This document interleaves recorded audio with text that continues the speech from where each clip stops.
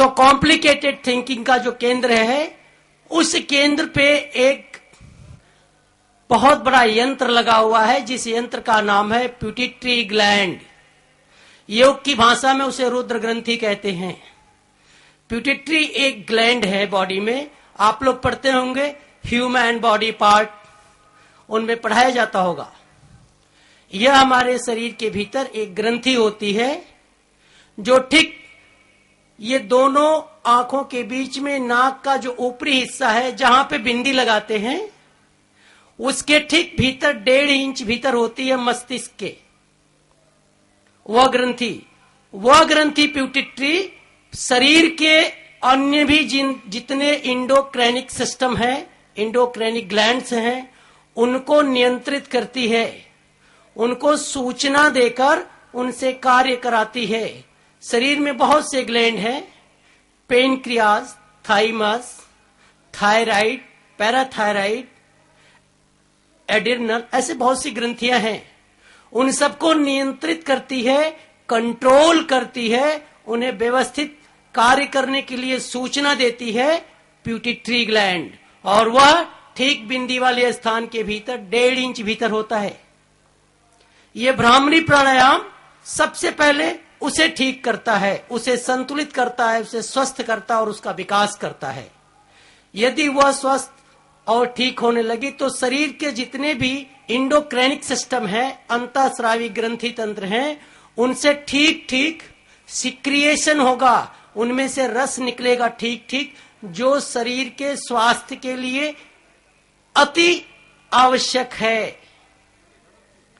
उस रस को हार्मोन कहते हैं। जो रस ग्रंथियों से, इंडोक्राइनिक ग्लैंड से निकलता है, उसे हार्मोन कहते हैं।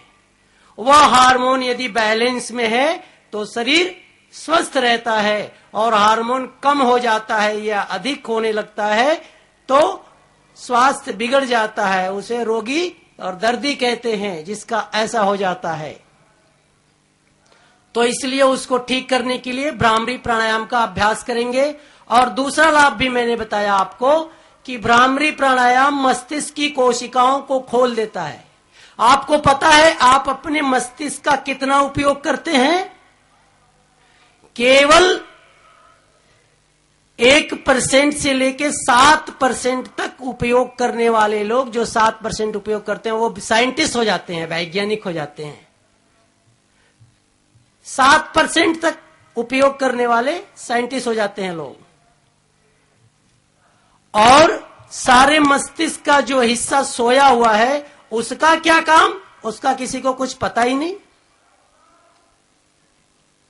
तो उस हिस्से को भी सक्रिय करना है तो इस प्राणायाम का सहयोग लेना पड़ेगा। तो हम सभी अभी अभ्यास करेंगे। चलो कमर सीधा रखो।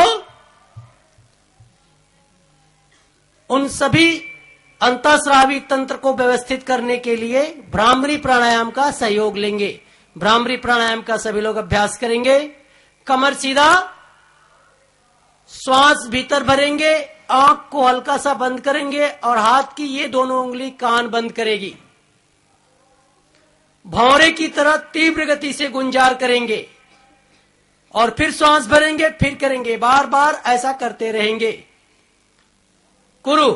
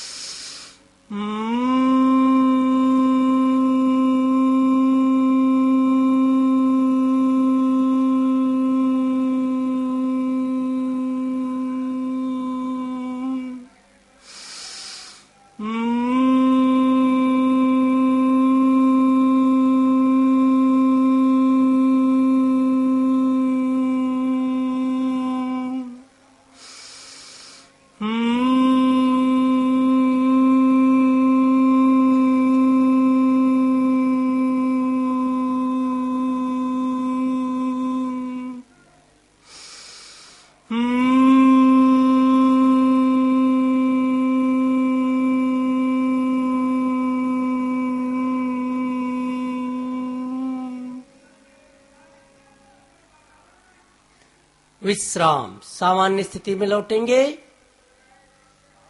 यह हुआ भ्रामरी प्राणायाम। अगला अभ्यास प्रारंभ करेंगे सब लोग। ऊर्ध्व शक्ति प्राणायाम, जो मस्तिष्क की कोशिकाओं को शीघ्रता से सक्रिय करता है और साइनोसाइटस, कैविटी, राइनाइटिस, जो नाक से संबंधित सर्दी जुकाम और श्वास से संबंधित क्रियाएं हैं, उनको ठीक से व्यवस्थित करती है। सर्दी जुकाम, श्वास लेने में तकलीफ, नाक की बढ़ी हुई हड्डी, नाक में मस्से हो जाना, पॉलिप्स होना, उन सबको ठीक करने में सहयोग देती है। सर्दी जुकाम तो बहुत जल्दी ठीक हो जाता है। अभ्यास करेंगे इसका। ऊर्ध्व शक्ति प्राणायाम, नाक से श्वास भीतर खींचना है, नाक से ध्वनि करते हुए खर्राटे जैसी, और मुख से श्वास बाहर छोड़ देना है। कमर सीधा रखो, हाथ को घुटनों पर। अभ्यास प्रारंभ करेंगे।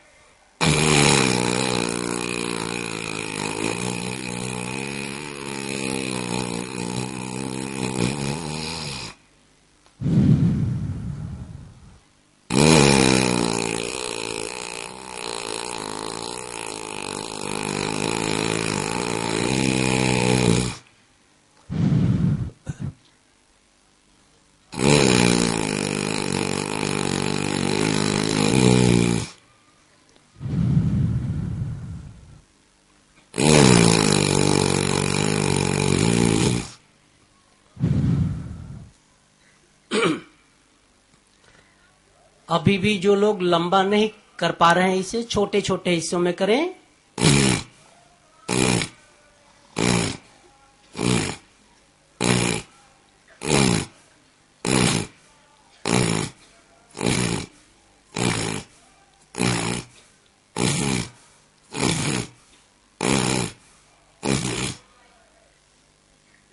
करो, अभ्यास करते रहो। कोई भी कार्य करने से ही आता है, करोगे नहीं तो नहीं होएगा। करते रहो।